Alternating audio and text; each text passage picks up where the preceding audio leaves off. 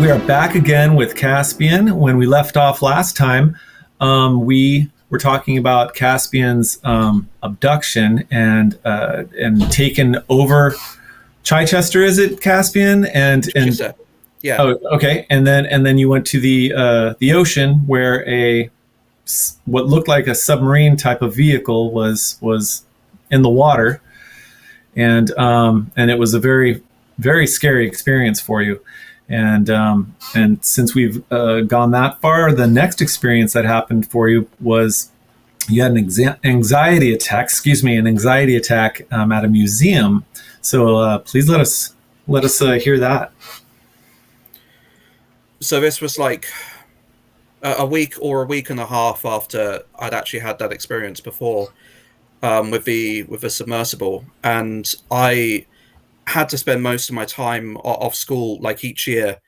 About 2/3 of each year I was spending off, like with asthma or other illnesses, costochondritis and other things. But in this particular instance, I'd been off school for about 4 weeks, and I remember that it was at the first weekend of that I'd been kind of improving a little bit in my asthma, not enough to be able to go back to school yet, but enough that my stepfather insisted that he wanted to take me down to Portsmouth to see his mother. Mum wanted to try and make it more of a sort of fun day out to kind of get me out of the house. And they ended up both agreeing that we should go to the Naval Museum, Portsmouth, and particularly to the Gosport Museum, which is sort of at the end of it, adjacent to it.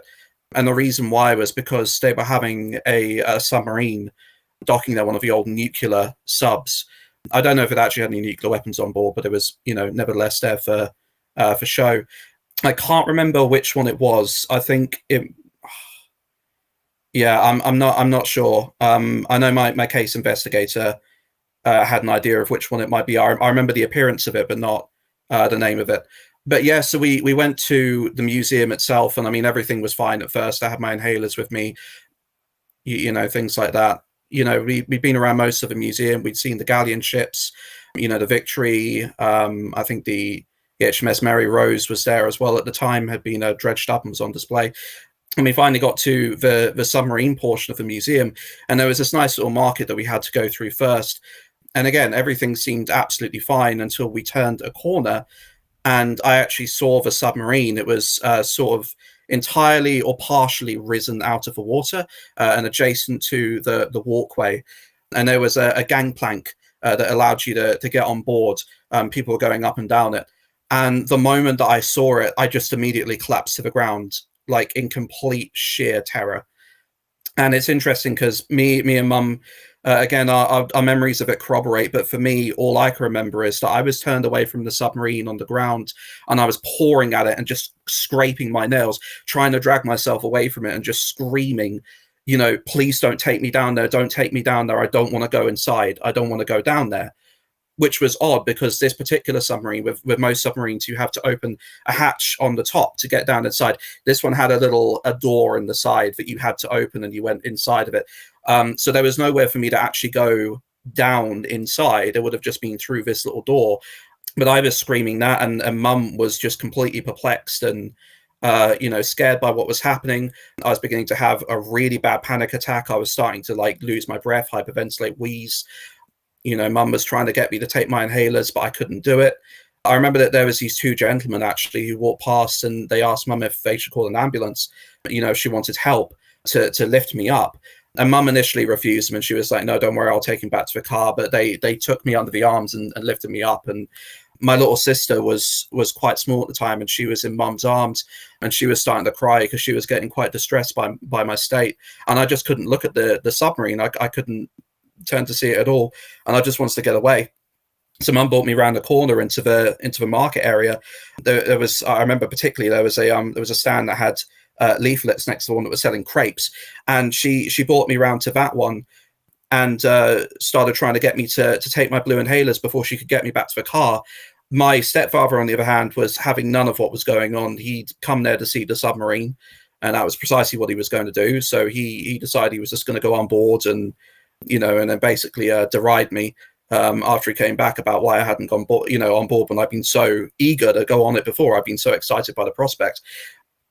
And I mean, the funny thing is that I could barely remember the experience I'd had like just a week or two prior. And so I was perplexed as to just why I was so completely terrified. But by the time we got back to the car, I couldn't even think about what had happened. It was difficult because the image of the submarine just kept on going in my head over and over, but I couldn't even think about what had happened. I just had to do my best to get myself under control and to calm my breathing, but it wasn't working at first. And I think Mum was with me for about an hour and a half or something. Eventually, my stepfather, he wants to get back to Chichester, because the roads were going to be quite bad if we left it any later, but Mum wants to take him to the hospital. He won out in the end, and we just went back to Chichester. I got my asthma under control amazingly as we went back. But I was in an absolute state after that, because I remember that for weeks and weeks afterwards, I kept on crying because I kept on like thinking of it at random times of the day and just bursting into tears. I remember that my stepfather, he cracks me hard around the back of the head a couple of times over it. But what used to happen as well is that, including straight after this incident, literally the weekend after this incident, every single time we had to go to Portsmouth to visit his mum in Old Portsmouth. She was literally in the bit that was right opposite where the Naval Museum was, and Dalkey, and sorry, not Dalkey, the shopping area on the other side, where the Spinnaker Tower was eventually built. When we were going into Portsmouth, so we were going on the main highway to get into it, I remember that there's a bit of like open port or open sea, and there was an old scrapyard. I can't remember what it was called, but there was this old scrapyard down there where they had all sorts of things. They had the rusting remains, the hulks of tanks, vehicles and things like naval and army vehicles, and they had these 2 or 3 rusting submarines that were there as well, and I couldn't look at them, and I just burst into tears every single time we went past them. And I'd be lucky if Mum was in the car, because she'd have pity on it. And it got to a point eventually where I just had to sort of try and push down my emotions and overcome it and not let it show, because it was better for me. Unfortunately, my stepfather's family didn't have any pity either. Yeah. When you said that when the original incident happened, when you had the anxiety attack at the submarine, you kept seeing the submarine in your head. Which one? Yeah. Which submarine did you keep seeing in your head? The one that was at the museum, just sitting in front of you. Okay, all right. Yeah. But did you ever relate it to the previous abduction at all, or not initially? It's funny because the thing is that it's like in my head I could remember something was there, and I had this kind of like these images, like this vague memory of what had happened. I don't fully remember when it was that I got all of the memories of it back, but I know it's that feeling when you have a memory that's like clicked into place in your head, and it has that fresh feeling, and you're like, oh, I remember.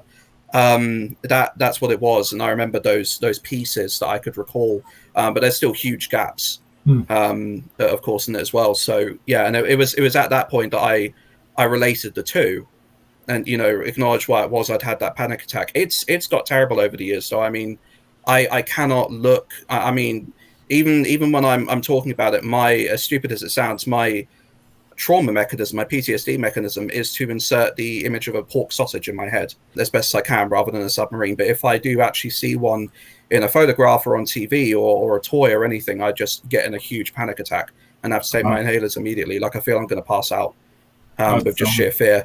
That's amazing. I think one of the next things that happened to you was I want to say the Emily popped up again. That was the last thing in 2002 that I can remember. I know that there was like a period of 3 years when much happened, but that was 3 years later. I think that was. Was it? Oh, okay. 4 years later, because it was in 2006.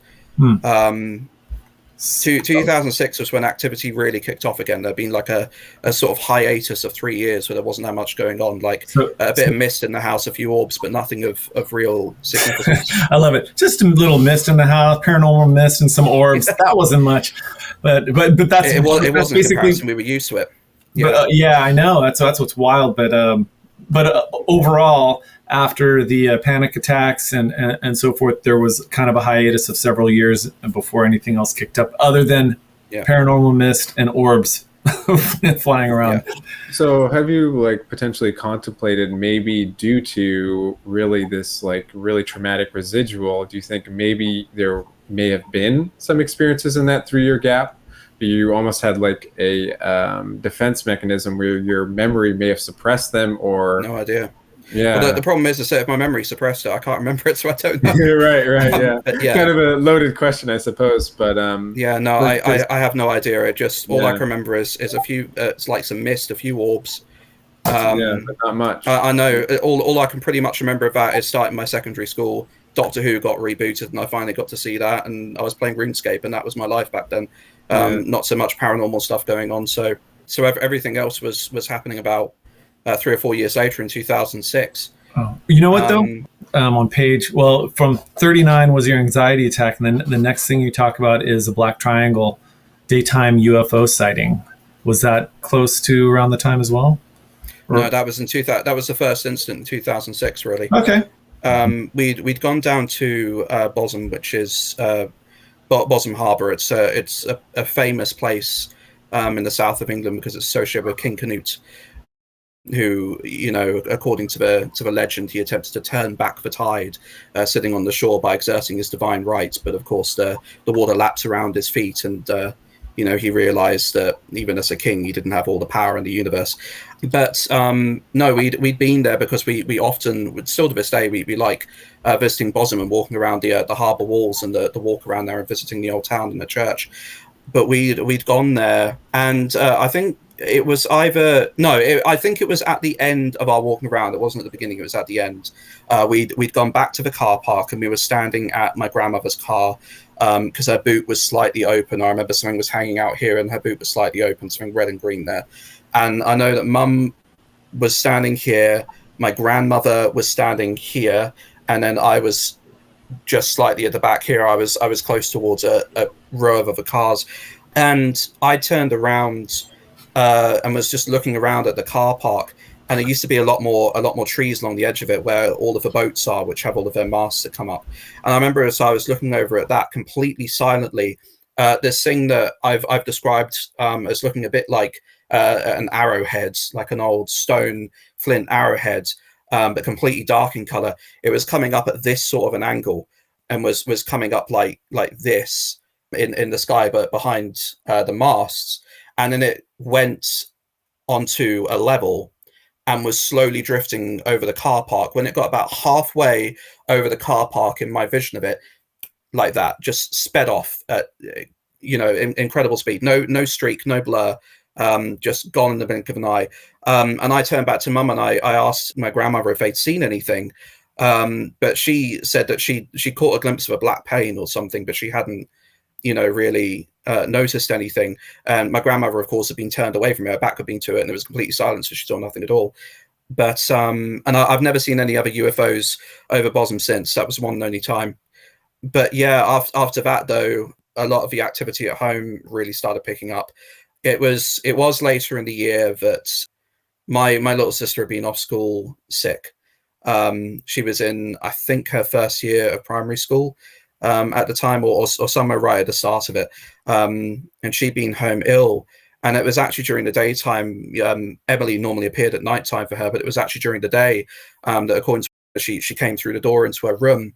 I don't know whether the door was open or shut. I just remember she came in, and she asked if she wanted to go play outside with her. But I tried to tell her, no, you know, I'm sick. I can't go outside to play with you, and you know, I've got a sore throat. And Emily didn't understand what that meant at first. She didn't understand what sore throat was, and so I had to explain it to her. And then Emily either just left the room or disappeared, and never appeared during the daytime again. She would always just come back at night. She would do things during the daytime, but she would never be visible while doing it. I think I might have mentioned it last time, but the only other daytime thing that I can recall, apart from this one time where I saw her sitting at the top of the stairs, and that was when, of course, I knew she really existed. She wasn't just an imaginary friend, and I could see she was this very prim and proper Victorian looking young girl. The other time was when me and Mum had come back home, and neither or my stepfather was supposed to have been, my little sister and my stepfather was supposed to be in the house, but we called up the stairs nevertheless, because we heard noises at the top of the stairs coming from her bedroom. And when we did so, and we called up hello, we heard this little voice go, hello, down the stairs. And we were like, huh? But of course, we went upstairs. Wasn't my little sister's voice, and lo and behold, she's not there. It's just empty. But I mean, this is like only the beginning of just the weird disembodied kind of sounds we had at the house. Like we were having these instances where, my grandmother would say that she was going to come round our house. She's about 5-10 minutes walk down the street. I'm actually in her house now. But, she'd say she was going to come round, and literally a minute later, we'd hear her keys rapping on the front door, and she'd be, calling in my mum's name, and we'd immediately go, open the door, nobody's there. And then she would actually appear properly at a reasonable time afterwards, and it would actually be her at the door. So this is rapping on the door, and, yeah. And this is a grandmother doppelganger, or it's just disembodied voices and sounds? I mean, I guess it's not a doppelganger. Disembodied voices and sounds. Yeah, there was no physical phenomena associated with it. We'd also have a thing where we'd get the sounds of my stepfather would be coming home, because we had our garage at the back, but he never used to park in it at first. We always used to have just stuff all stuffed in it. He would always park out the back. So we'd hear like the crunching of the gravel next to the allotments. We'd hear him opening the garage door and then coming through and going with the door at the back, and then coming down the garden path, actually fiddling with the back door as though to open the kitchen door. But even if we were standing in the kitchen, nobody comes in, and we go outside and he hasn't come home. There's nobody there. And so it's always weird because happening. You're both hearing these things at the same time. So you both. Yeah, that's I also remember as well that we had my auntie come around my house at one point, and I think this was either 2006 or 2007. I think it was 2006, but closer to the end of the year.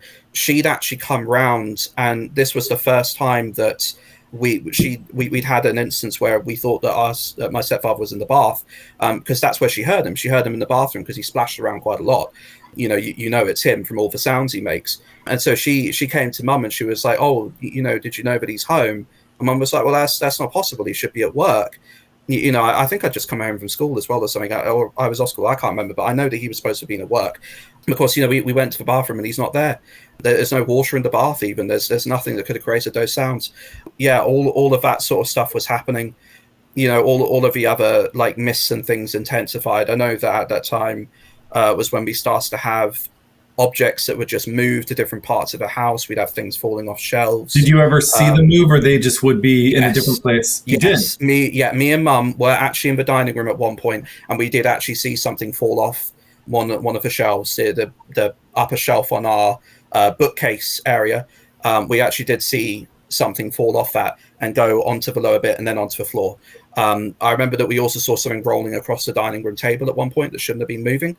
So yeah, all of this sort of stuff was happening. And then touch again on the mists and orbs. Were they basically doing the same thing? Just mists coming up in the living room? Just the same as always. And the orbs were always in the same place. They were either in the living room, they were in the dining room, or they were in the bit around the front door and the entrance hallway. Very, very rarely did you ever see them at the bottom of the stairs. They didn't tend to go upstairs. I can't remember many instances where we saw them upstairs, and interestingly, never in my bedroom. So, and again, you're how many miles away from Levant when you were living in Levant? I wouldn't be able to tell you, but we were 5 minutes drive away. 5 minutes drive. Either way, you're in a different place and you're still getting the same thing. Yeah, same things. So it's actually, I didn't ask this question in the previous two interviews, but I'm curious with this mist specifically. Was there any type of feeling, any type of no feeling at all? It's mainly just visual. It is completely visual. Yeah. Interesting. Okay. Yeah. And there's no emotions associated with it. There's no senses. There's no cold, no warmth, nothing. It's just visual. Just visual. Yeah. And was it more so? Did it particularly start in a certain area, like start at the ground, or like started like in the ceiling and go down, or is? No, it didn't. It didn't move. It wasn't like a fog bank coming over a hill. It didn't move. It would just sort of slowly fade in to the room in our seeing of it.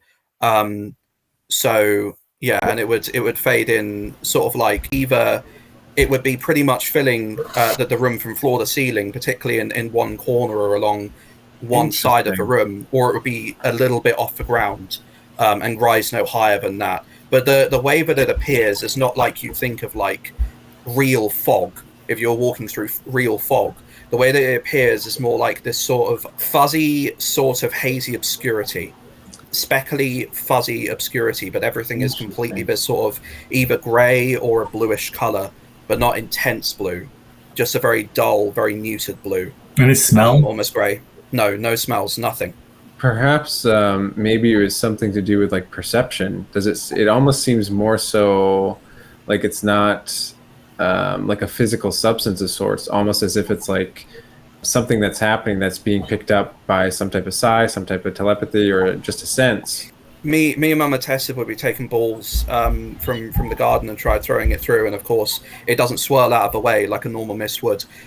Things just pass straight through it, just completely permeable. Yeah. That's interesting. You guys did. I'm sorry. Go ahead, Adam. No, I'm just saying. I'm glad to clarify that, because I think that I was curious about that before, but now I have definitely a better understanding how it's almost like I love using this term, almost like a kind of like a weird like spider sense, where it's like, hey, something might be happening here, or something might be something. Whenever it appeared, always the phenomena was soon to follow.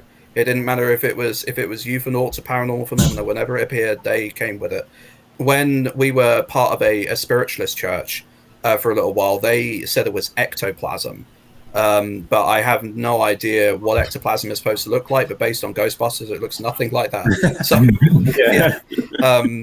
yeah. I mean, it sounds like it might be close to it, since we say plasma, plasm, maybe, but still, it's a mist from what you're describing. And I wanted to ask. Name for it. Okay, and I wanted to ask. It would stick around long enough to where you could go get something and throw something to it. Did you ever walk through it, or? Yeah, all the time. All the time. And how long? Not only us, people who visited the house, and we weren't the only people who could see it either, by the way. When we had other people who would come around the house, I know that sometimes my stepfather would have a couple of people home. You know, I know it's like when our uncle, his brother came round once, we'd also have his aunt come round. You know, when they came round, and other people too, every now and again, they would talk about how it just seemed like they couldn't see so well in the room. And it was really strange, particularly in the living room. But when they were anywhere else in the house, they just thought it was because it was poorly lit at the time. But of course, the windows were all open, the sunlight's coming through it, so the right angle, you should be able to see perfectly fine. But they were sitting there, and their comment would just be, "Oh, it seems very dull in here. It seems very difficult to see." So we're coming back to my vision's all perception. faded. Yeah, we're going back to perception. Different people perceive different things. All right, just want to clear that up, because it's very fascinating, and especially when you say you can walk through it, and it would stick around for, on average, how long would it stick around for? Oh, any amount of time. It can stick around for a few minutes to, you know, me and Mum or whatever. You know, we could go out, go shopping, come back home. It's still there. It's still in the same place. Go to bed, wake up the next morning. Oh wow, it's still there. It hasn't moved. So when it's there, typically the phenomenon follows it. But like you said, you'd go shopping, it's still there. Wake up, it's still there. Would stuff be going on during its stay there? I can only tell you about what we observed when we were actually at home, because of course when we're out, I can't tell you. Well, no, I'm sorry. That's what I meant. Like while it's there, and like say your friends and relatives are there. And things did not happen when the mist was not present. So you wouldn't even see an orb without seeing some kind of mist somewhere in the local vicinity. If not in the room itself, it would be, you know, of course, if I was in the dining room and I saw an orb, even if we couldn't see mist in the dining room, we'd be able to see it in the entrance hallway outside. So yeah, it was just something that we became used to seeing.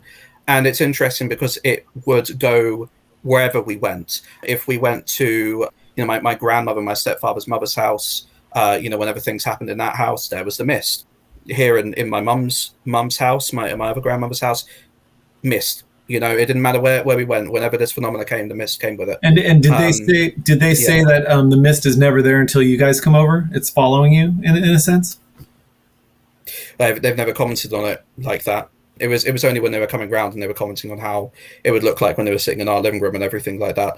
But I don't think I've really had that many experiences that I can remember where my family have been involved in things like when I'm at this house, and there's been kind of like mist involved that they've seen or anything. There is things they've seen here, but that's of a different nature, and many years down the line. Okay, Yeah. I think I got confused. I thought you said that it also That's happened okay. when you go somewhere else. You see. Yeah, it. we would be able to see it when we went to other places as well. It would Okay. You know, whenever things would manifest, we'd be able to see that mist as well. And that was my question: is when you see it at a different place, and are there other people around to say, "Oh, this never happens. I've never seen this before," or some, or does that have that? I don't recall. Okay. Possibly. Okay. Mum might remember, but I don't recall. I'm just trying to get to the idea of a poltergeist where it follows you around. So, and it sounds like obviously this has been following you around for your life. So, yeah, quite amazing. Moving on to the doppelgangers, I see the sailing doppelganger and a school doppelganger around this time as well. Is that true? And the return of your mom's doppelganger. Yeah, all of that occurred in 2006 as well. So this was the other kind of like major thing that happened that year. Besides with the pictures, story of the sailing doppelganger has pictures. Yeah. Please explain. Tell your story. So, well, this is actually the first time that my doppelganger had ever appeared. Okay. Of course, before then, Mum's one had appeared when she was working at the Wiley company. And that was many years before. Now it was apparently my turn for it. I'd actually been at the Dalkey Sailing Club because I was training, to sail toppers and mirrors and things like that. I'd taken my beginner course, my intermediate course, and it was when I was due to take the one that would have advanced me from intermediate to advanced level sailor, the test for that. I was totally prepared for it, totally ready, but then I got the flu. And I couldn't actually, it was either the flu or pneumonia, I think it was the flu. And I couldn't, go there to take the test. And so, I came back the following weekend and I expected for, my I guess, friendly acquaintances there who I would have been sailing with to have come running up to me and have gone, why weren't you here? You let us down. You disappointed us. We couldn't sail the boat properly, all this sort of thing. I thought I was going to get it in the neck. And they did come up to me and they did have a complaint, but it wasn't at all what I expected. What they said to me instead was, what happened to you? You were acting so strangely, when we were supposed to be doing the test. You didn't sail with us. What happened? And I was just completely baffled. I was like, what are you talking about? I wasn't even here. I was ill. And I actually called Mum and got her to come over. And Mum was saying, no, he was ill at the time. And they were getting really, really cross about it. Like they thought we were just having him on. And we were just like, taking the piss basically. So anyway, me and Mum, we'd been told that the proof of the pudding, the evidence that I'd been there was the fact that, my photograph was in the newsletter that had been printed. I could go and see it. They knew I was lying through my teeth. So me and Mum went over and, there was the stack of newsletters and we picked one up, flipped to the inside page and lo and behold, there is a picture of the spitting image of me, but not me, wearing a outfit, a wetsuit I didn't even own, and boots I don't even own. Completely the wrong design. And when I asked people what colors it had been, it was totally different to the colors that I wore. So the facts were these. This was the story as I managed to gather it, was the fact that this doppelganger of me had apparently turned up at the sailing club, on time for all of this, hadn't gone with my group to sail with them as I was supposed to, had instead gone with 3 advanced level sailors in their boat, basically hadn't spoken a word to anyone. Even if it had caught their eye, just did not speak a word to anyone, got into this boat and sailed like a pro. Sailed like it was at the advanced level sailors level, which of course I wasn't. And of course that infuriated, the others I was supposed to be sailing with even more. And in fact, apparently my doppelganger was sailing so well with them in this boat. It was speeding so far ahead.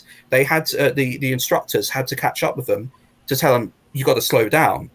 You're going way too far ahead.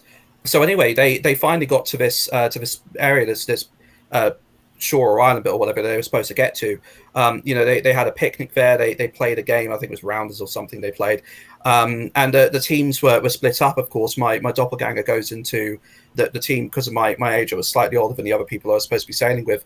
They put me in this. Well, they put it rather into this other team. And that was when they took the photograph. Was at the end of that match when all of them were supposed to be lined up. Apparently, my doppelganger had partaken in food It had done all of the normal things, and of course, at the end of it all, it had just got back in that same old boat with those same 3 people I should not have been sailing with.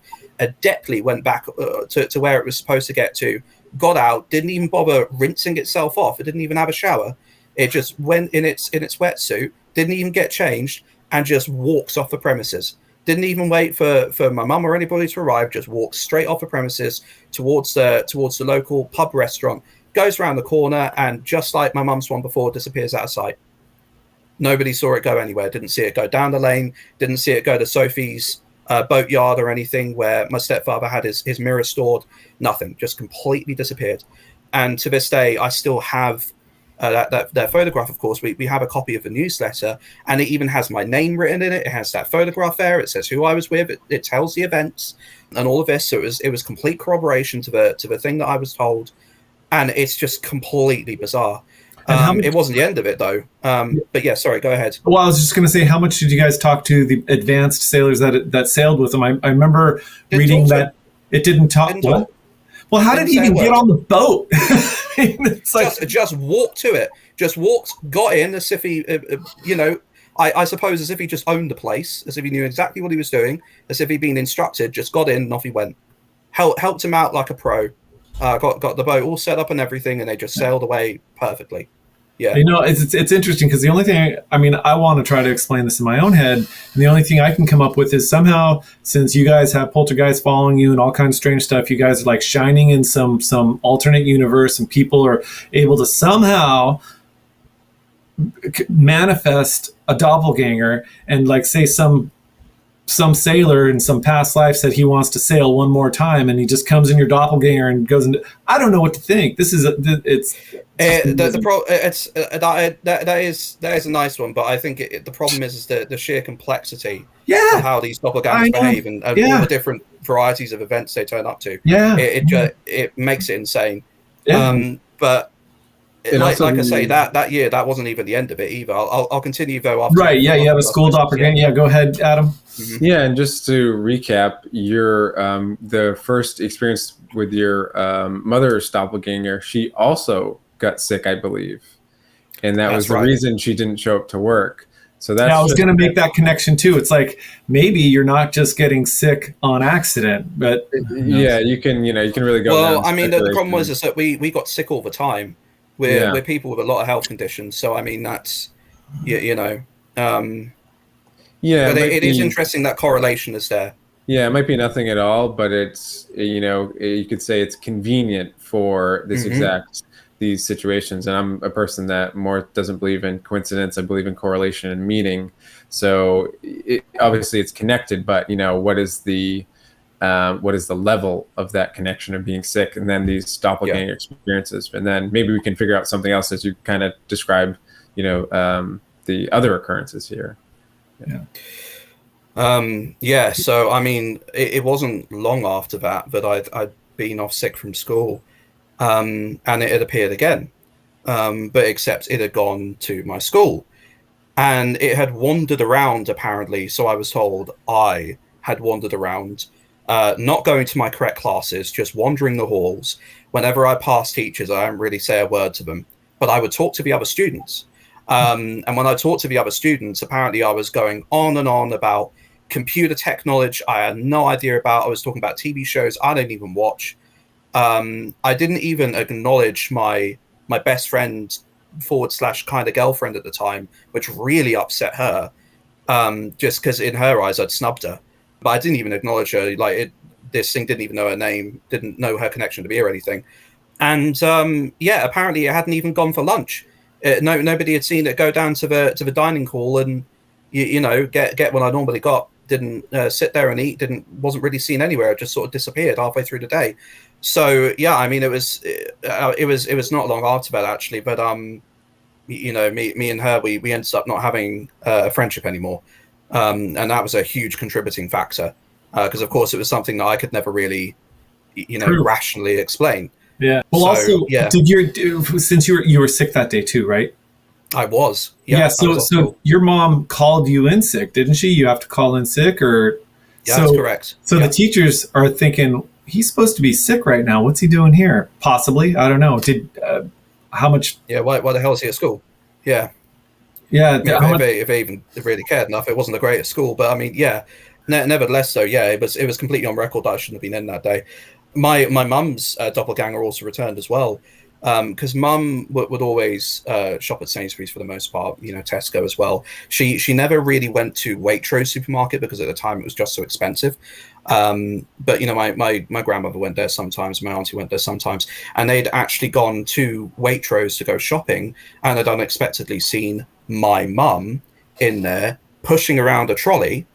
And from what mum remembers of it, apparently they'd called out to it, and it had looked at them as though to acknowledge, that mum's name had been called, and then took its trolley and wheeled it quickly around the corner. When they went round, nothing to be seen, and they not even the trolley. No, trolley gone too. And when they went to the checkout at the end and waited there for her to arrive, and even went around the entire store again to try and find it, totally gone, nowhere to be seen. Trolley, doppelganger, gone. Same way as in the first time with mum's doppelganger, it had even taken the notes, the documents, and they'd gone with it too. Disappeared into the ether.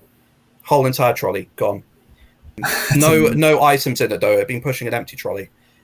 I guess you're right. With the papers left with the doppelganger, and now the cart or trolley leaves with the doppelganger too. Yeah. Go ahead. And that wasn't the end of it either, because even my stepfather had one.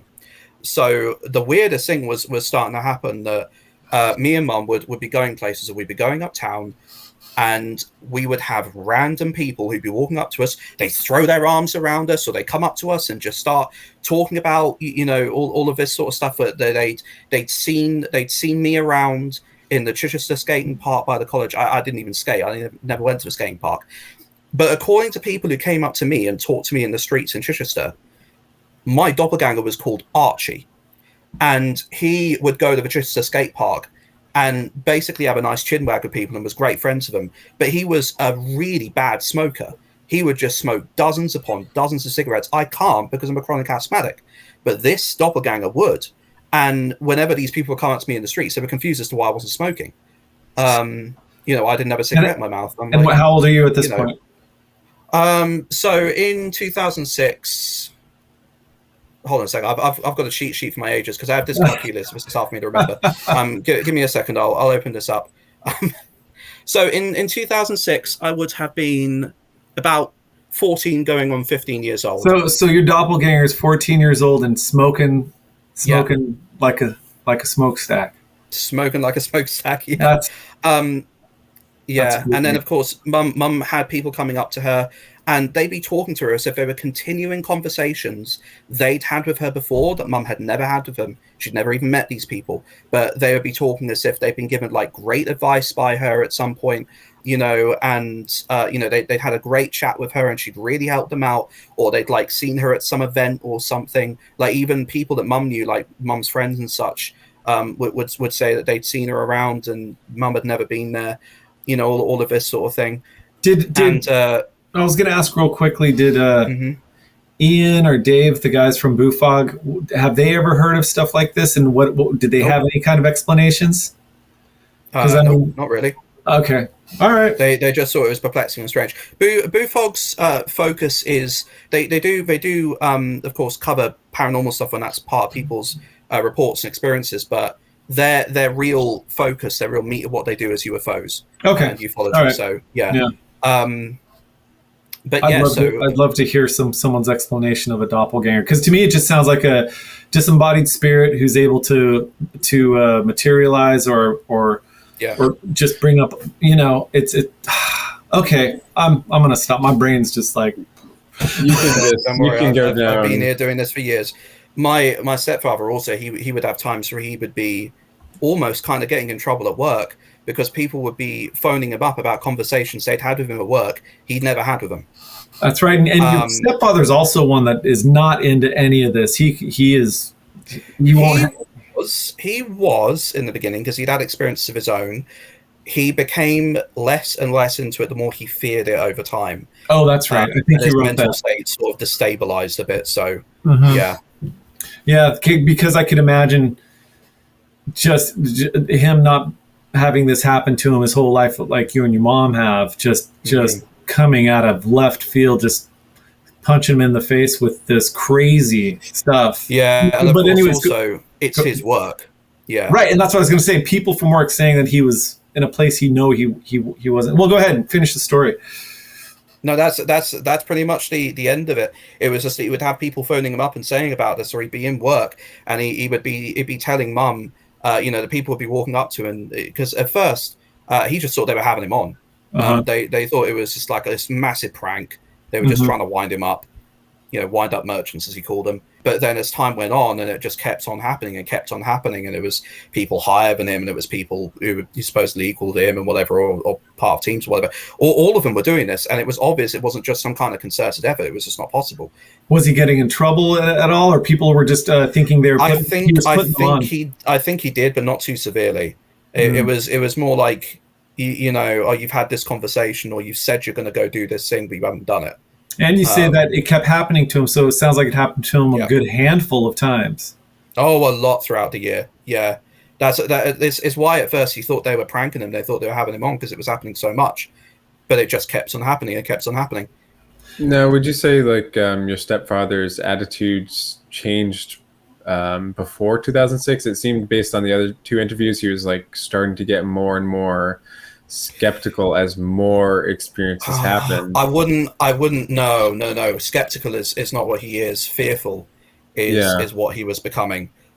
He was wanting to detach from things more and more. It was really late 2007, early 2008 that he started becoming quite unhinged. But in 2006 he was still on the level, but getting more and more afraid of and annoyed by it, especially when, of course, like I said, it was happening in his work. This is his, sacred environment, it's his sacred space kind of thing. It wasn't just happening to me and mum. He couldn't just laugh it off. So, yeah. It's pretty much straight denialism, essentially. It is, yeah. And I guess you could say there's a relatively thick line between skepticism and denialism, but if you're on the denialist side, it's a defense mechanism, and it's, you're just trying to psychologically trying to make your reality cohesive again. Yeah, it's like, oh no, the mist is back. Oh gosh, again. It's not my path. Oh yeah, he's noticed the mist himself as well. Yeah, he knows what it is. Is he still around? Yeah. No. Yeah, he is. Yeah. Oh, okay. Yeah. From your doppelgangers, you also had I see shared dreams and bizarre nightmares, memory-like dreams and flashes, and then the dreams of the Canadian woman. But yeah, all going. That's more going into 2007. There was a little bit of it at the end of 2006. No. It was actually at the end of 2006 that me and Mum first experienced astral projection. Actually. Oh well, tell me about that. Yeah. Yeah. It wasn't so. Bear in mind, this was not something that we'd been taught. We didn't really know much of anything about it. Even being part of a spiritualist church, we didn't talk about it that much. It was just something that started happening to us. And me and Mum would be able to corroborate it would be exactly the same thing. We'd both go to bed, we'd be sleeping, and then it would be like the entire room kind of warped a bit and started to spin like water going down a plug hole. And it was just going around, so that it was just going faster and faster, or maybe we were spinning or the room was spinning or something. And then we would just go straight upwards at speed, straight through without hitting it, and go up through the sky. And I distinctly remember that as I was going up, it stung. It was frigid cold. I could feel the rain and everything was just whipping. The hail was just whipping against me, like running all over my face, completely soaking me, just stinging everything. And I was going up at incredible speed, getting completely and utterly soaked by the clouds. We would get to the top, and there would always be this absolutely like gargantuan, massive, great big tunnel. It was like a massive inverted tornado that was like this very pale gray, silvery kind of color with these silver sparkles going in the walls of it. And such, and floating around inside.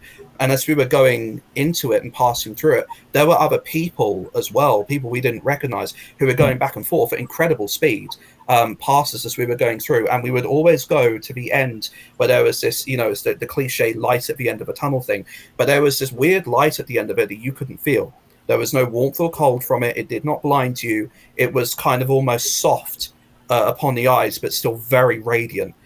Like very bright, this almost golden white light, almost pure white, but with a bit of gold. And we would always go to the end of it, and I cannot tell you what's beyond it.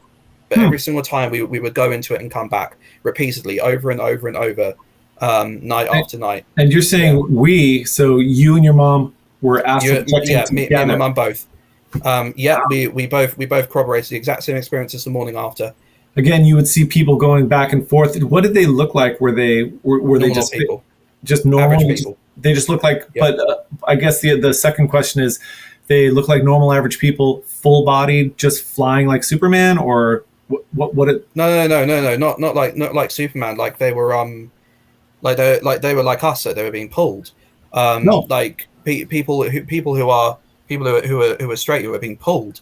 Going back and forth in both directions. Could you see the umbilical cord that typically goes along with astral projection, or this was just straight up?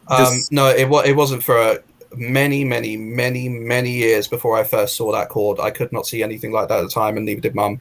We were just being pulled at incredible high speed upwards through this tunnel and back. And seeing the people being pulled back and forth, were they opaque? Could you see through them, or everyone was? No, solid people, solid like us. Full color people, just dressed in all colors, all the races. Just some of them naked, some of them in their pajamas, all sorts of things going back and forth at speed. Yeah. And typically in this realm, they say the colors are more saturated and just vibrant. Does that click at all? Were the colors of everything? I don't know. I never went beyond it. I didn't see. No, I'm just saying, just your experience, just the rain and the clouds, and just seeing people. Were there colors? It was the nighttime. It was the nighttime. All right.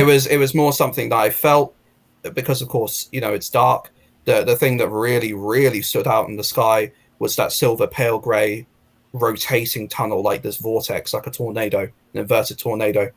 Did the walls look like clouds, or how would you describe what the vortex looked like? No, not quite like clouds. I compare it to a tornado because of the way it moves, the way it swirls. The way that the walls look like was more like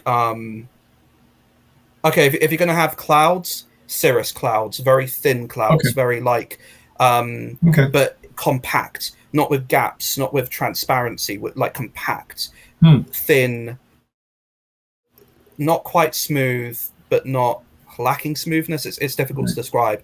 I may have a shape I could might bring in, maybe like over time I can maybe see if it looks like this, if I can find it. Yeah. And again, you would both go through it. You'd see the light. You'd get there, but you wouldn't remember. We'd be approaching the light at incredible speed. It would engulf our vision completely engulf us. And then neither one of us could ever remember what was beyond that light. But we would go into it and we would come back. And sometimes actually Mum, I know there was at least one or two instances where this happened. She came back so violently, she slammed down onto her bed and actually woke my stepfather up, because he literally bounced in the bed with like the force of her landing. So yeah. That's amazing. And when you went through the light and came back, did it seem instantaneous? It's like you got there and then boom, you're suddenly on the way back. Effectively. So far as we can remember, it was just we went in, the light completely surrounds us. Next thing we know, we're going forwards. It's the tunnel's coming this way now. We're going that direction. And what are you seeing on the way back? Are you seeing same thing as on the way in? It's the swirling walls of everything around us, absolutely vast, gargantuan space. There's these little sparkles about that big that are going around past us. And we're going incredible speed, going through it and heading straight back out into the darkness and the lights of the night sky, the immediate cloud cover. The interesting thing about it, though, is that we would go up so high. I don't think Mum so much described the sensations of going up through the sky as much as I did. But I will say this, is that despite going up so high, I didn't experience any problems with my asthma. And you would expect that I would, because, of course, it's a massive, incredibly fast change in altitude. And that would surely cause you to choke or have some kind of problems of breathing being up that high. But no, I don't recall experiencing any problems of breathing. Well, you shouldn't, because technically that's your astral or energy or light or whatever light body, energy body, astral. So you shouldn't feel that at all. But you experience the feeling of cold, rain hitting you in the face. Pain. Yeah, pain as well. Whipping, stinging pain. Yeah. and that's fascinating. And of course, you're still doing that not doing that, having that experience, but you're still able not the exact same experience, but you're still able to I still astral project today. Yeah, astral project. How long did that last over the years? Was it just a few months or a few days? No. You and your mom.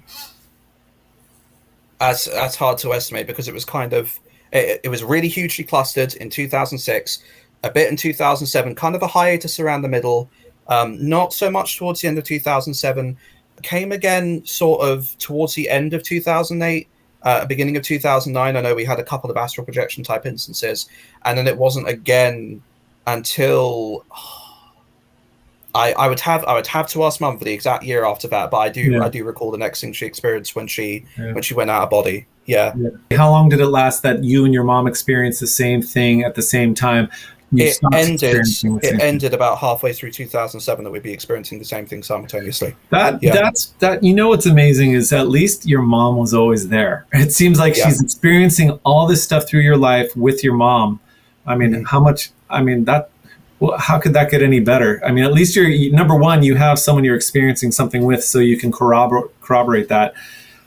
But what better person than your own mom? That's just amazing. And me and Mum were like best friends growing up, not just as a result of this, but it's probably someone would probably say that you guys are it's one of those pre-life things where you guys said, okay, we're gonna be together and down in this life on Earth. I just want to make one comment too, where it's really it's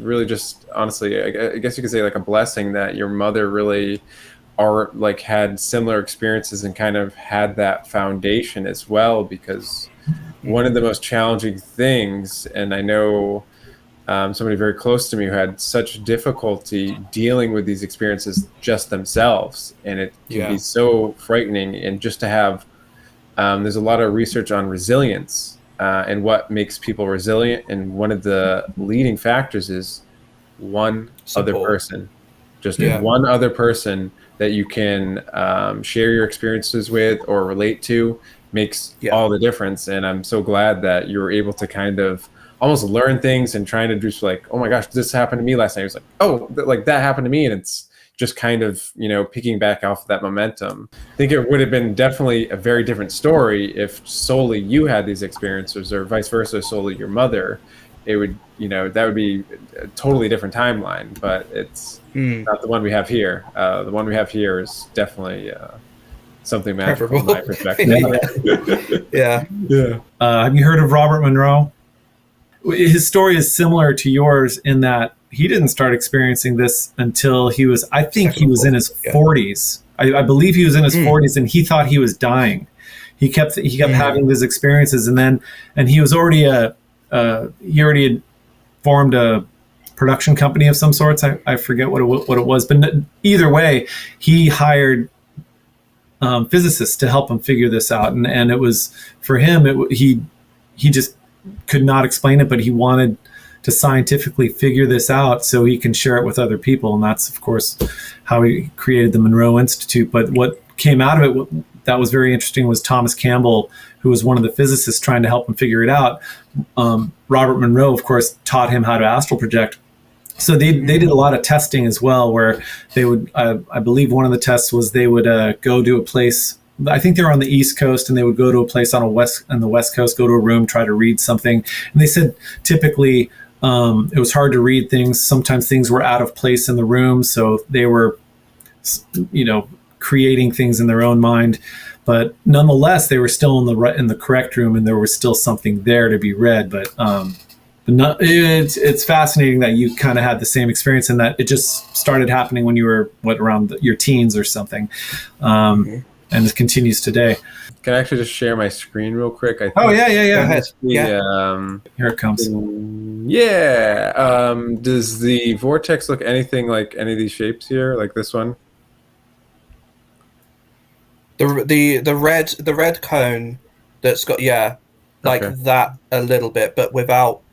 I think it's a thing of perception, because it's not that it's going like this on the wall. It's going in a swirl, like a whirlpool swirl, like a tornado swirl. Yeah. So, okay. I have another one too. So this one's a little more complex, but similar. We're kind of just briefly discussing this in the Discord. We're really, I've experienced something very similar to the whole environment, like swirling exactly like you described. And really, it's really just advanced physics, and it's, to my knowledge, or really to what my understanding is, it's like what you need to get into those other realms to kind of get out of this, I guess, third dimensions and get into like higher dimensions or just sub dimensions or whatever. There's a lot of other images, but generally you're going to see like a lot of the spirals and things like that. But the thing is, let me see if there's any other good ones in this this video here. Dan Winter's very and he talks all about the physics of astral projection and stuff. Looks like he stays on this slide for a while. Oops. Yeah, it looks like that's kind of it. Have you ever seen any kind of a spiral or anything like the tunnel that you experienced? The closest that me and Mum have ever got to that is like when we watched The Wizard of Oz, and you've got the tornado, and we're like, oh, it's like that. Okay. But without all of it kicking up all the dust and ripping things apart, it's just that same sort of swirling, whooshing kind of, but without sound. I don't recall any sound to do with this. The only sound was to do with was just the normal sounds of what you would get if you were ascending through the sky at incredible speed. But in terms of the tunnel itself, it was just very eerily almost still and quiet. It wasn't like whooshing wind or anything like that. Or okay. Like balance. But no, it was a definite swirling effect. Right. Any sounds once you were in the tunnel, seeing people? No. It was like I say, eerily just quiet, right? Still, almost despite the movement and the speed. And you said it was a vast, gargantuan spiral type of. Absolutely massive. Literally tornado size, massive, huge thing. Yeah, well, I'm thinking like miles and miles wide. I'll tell you what the best comparison to it is. If you've ever seen those clouds where they've got those big long ones that are all rolled up together like a roll in the sky, that big morning cloud that stretches across. Imagine if you took that, you opened up the end of it, you put it in the sky, and as you got closer to it, it was beginning to widen and widen out on either side of you, on your vision, or on either side, and you were going up into it. Imagine that. That's the closest I can get to that. Miles, miles wide. Okay. And once again, when people were whizzing by you at enormous speeds, it's on every side, above, below, and on the side, people are just going by you. Yeah. That's no collisions either. We were all just going like past and everything as we were going through. Yeah. And there's no dizziness in this, incredible, right? No sense of disorientation. No. Yeah. My impression is that this is some type of technology that it wasn't necessary. These people weren't willing, like naturally projecting. It was like they were getting like pulled. So, getting pulled, and like it goes down to that shape, and it's really it's just like, I talk about magnetism a lot. It's just like that's what it kind of seems like. People are just getting pulled, and it's like very advanced physics that kind of sink in and lock. And I was going to say I would consider Caspian, if you do get regressed for the sub incident, also see if you can figure out what was on the other side of the light. That would be fascinating if you were able to see what that was all about. But who knows? That's fascinating. All right, well, let's try this again. Thanks so much again, Caspian. Yes, always, thank you. Multiple thanks. We'll see you next time.